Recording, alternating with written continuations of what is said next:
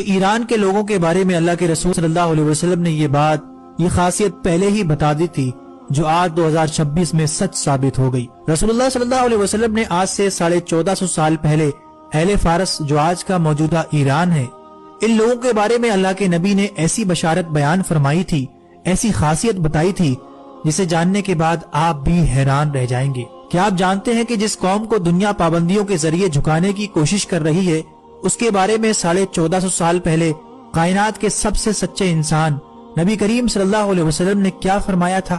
آج دنیا کی نظریں ایران کی طاقت اور ان کی ذہانت پر ٹکی ہیں، لیکن یہ ذہانت اچانک نہیں آئی۔ یہ وہ معجزاتی پیشن گوئی ہے جو صحابہ اکرام رضی اللہ تعالیٰ عنہ کے سامنے اس وقت کی گئی تھی جب فارس یعنی پرشیا ایک عظیم سلطنت تھی اور اسلام ابھی پھل پھول رہا تھا۔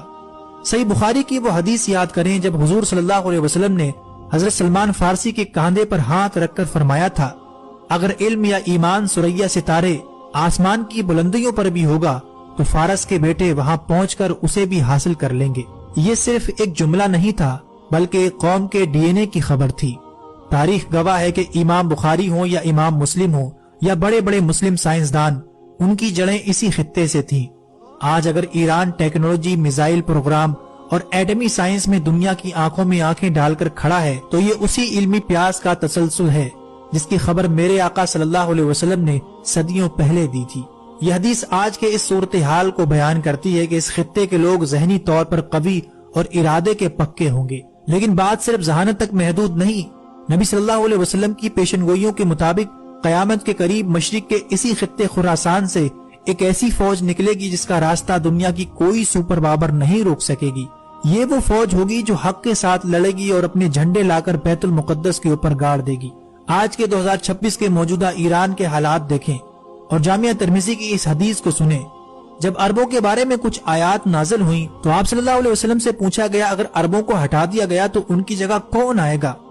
آپ صلی اللہ علیہ وسلم نے حضرت سلمان فارسی کے کاندھوں پر ہاتھ مار کر فرمایا یہ اور اس کی قوم، اور اس کے بعد آپ نے فرمایا کہ اگر علم ثریا ستارے پر بھی ہوتا تو اہل فارس میں سے کچھ لوگ وہاں پہنچ کر بھی اسے حاصل کر لیتے۔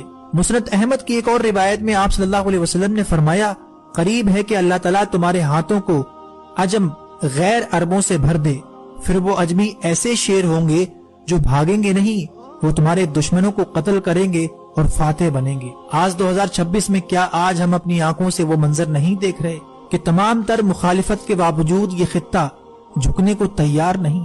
دوستو یہ محض سیاسی خبریں نہیں ہیں، یہ وہ الہی اشارے ہیں جن سے ہمیں خبردار کیا گیا تھا۔ اللہ کے رسول نے فرمایا تھا کہ ایک وقت ایسا آئے گا کہ تم دیکھو گے مرنے والے کو یہ پتا نہ ہوگا کہ اسے مارا کیوں جا رہا ہے اور مارنے والے کو یہ پتا نہ ہوگا کہ وہ مار کیوں رہا ہے۔ یہ جنگی قتل و غارت، ٹیکنالوجی سے لیس آرمی، یہ سب قیامت سے پہلے کی خبردار کرنے والی نشانیاں ہی تو ہیں۔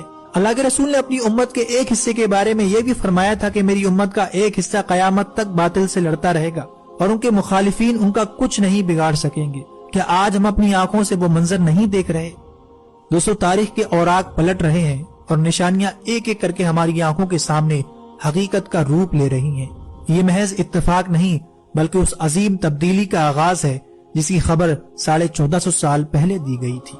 اگر آپ بھی چاہتے ہیں کہ لوگ ان نشانیوں سے بیدار ہوں تو اس ویڈیو کو زیادہ سے زیادہ لوگوں تک ضرور پہنچائیے گا۔